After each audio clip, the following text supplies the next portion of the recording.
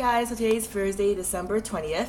I'm going to do about how to get a cat in Korea, or if you're in Korea teaching or doing whatever you want to consider getting a pet.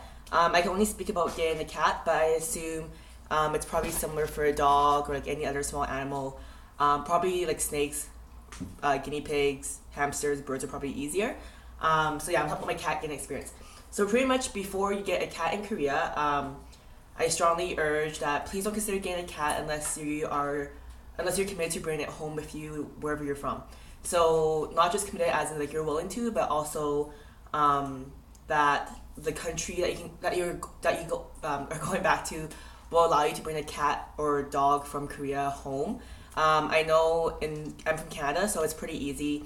I actually can't fly Air Canada because Air Canada won't let me allow to bring a cat up on the cabin with me, but I am allowed to check two cats underneath. I heard that it's not good to put cats underneath the airplane, but since I have two cats, I might have to, or I might buy a plane ticket for someone to come visit me to fly home with me, so I can bring two cats up on the cabin with me. So some airlines won't let you bring certain. Well, you can't bring dogs with you on the cabin, but you can bring cats, and I think small dogs maybe. So definitely check with make sure you're committed to bringing the animal home with you, and also check with your country that it's easy and affordable for you to bring home, or if you're financially ready to commit to that, to bring it home, in terms of like vaccinations and like any other things like that. And also I would definitely check with your apartment building, assuming that you live in an apartment or office tower, wherever in Korea, that you're allowed to have pets. So for me, I live in a big apartment building, so luckily we're able to have pets. I have neighbors that have dogs. They probably have cats. I haven't seen the cat yet because people don't walk their cats here. So check with your apartment building to make sure that you can have animals. I actually don't know if I'm allowed to have two cats. I told them I was only getting one, but so far no complaints. Also, before you get a pet, I would definitely live here for a while, maybe a few weeks to a few months, just to see how noise proof your apartment is. So like I've lived here for 4 months actually to this day. So happy 4 months. And actually, I haven't heard any of my neighbors ever, unless our windows are both open and I hear them talking. But noise control is pretty good in my apartment. So don't get a pet if your apartment walls aren't that thick, because I think it's kind of rude and inconsiderate to your neighbors. Sometimes I have my cat like fight at nighttime, and I feel bad for my neighbors underneath me because I can hear people above me walking sometimes, but no complaints yet.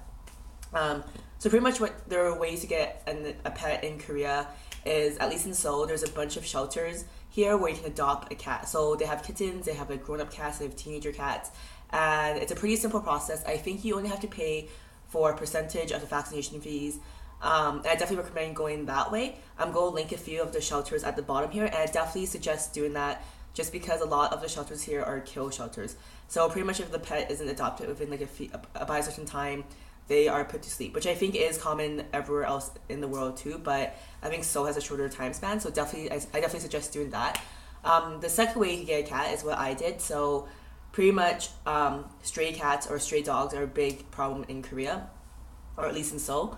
So for example, I got my cats because I had a friend of a friend in Gwangju down south where she took in a stray cat during the typhoon, and the cat was pregnant. So what happened was the cat had kittens, and then she was kind of giving these cats out because she had like 7 cats in her apartment, which is pretty crazy. So you can always do that, like ask friends of friends if they have cats they want to give up. A lot of expats in Korea actually take on stray cats and don't actually plan on taking them home, which isn't a bad thing because I mean at least you're helping a cat as of now. So definitely look on Craigslist and stuff. There's a lot of people giving up pets in Korea, so that's why I really emphasize don't consider getting a pet unless you're willing to take it home, because I see a lot of posts where people are like, oh, I got this cat or this dog teaching, and now I'm going back home, so I don't want to bring it home with me. So definitely look into those posts as well to get an animal. The third way you can get a cat or a dog is that look around your neighborhood. For me, I walked for 5 minutes in like a few directions, and I found like 5 animal hospitals or vets, and pretty much these vets and hospitals have pets for adoption as well. The downfall is, at least in my animal hospital, that as it is a hospital, the animals there are usually kind of sick, so it might be kind of expensive. But I mean, if you don't want a pet for the long run, I know it's kind of sad to say, because they probably won't live for that long. It'd be a great place to get a pet if you have a time commitment to take care of a sick animal. So yeah, that's how you get a pet in Korea. I also know people who have taken, as for example my friend, who have taken in a stray cat and can nurse it back to health. That is a bit of a more financial burden, but again, this is a pet you're going to take it for the next while, so I mean, it's not that bad. And also the last thing I would suggest is that definitely don't get a pet unless you are willing to spend some more time in with it. I mean, I have 2 cats, and I do go a lot, but I do try to spend at least an hour to 2 hours a day with them, just playing with them. Not a crazy cat lady.